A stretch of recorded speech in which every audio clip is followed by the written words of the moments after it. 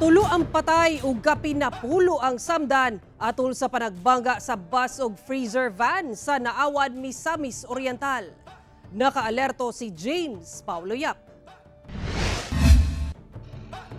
Pasado alauna sa kadlawon, adlawng Domingo, nabulabog ang mga residente sa barangay Maputi, Naawan, Misamis Oriental dihang nagbangga ang usa ka bus ug usa ka freezer van sa kurbada nga bahin sa National Highway sa lugar.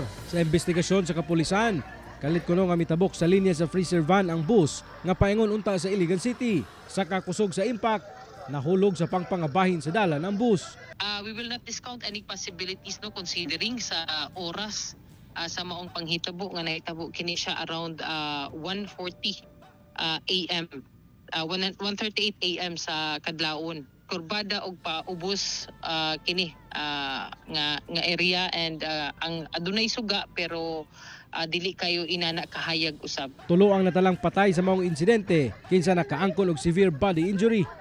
Sobra napulo sab kang mga pasahero sa bus, lakip driver niini ug ang kasugat nga truck ang nadala sa managlayong ospital sa Misamis Oriental, Cagayan de Oro ug Iligan City human nga angol.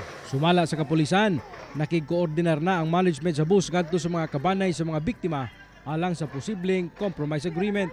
Ako si James Paulo Yap para sa One Mindanao.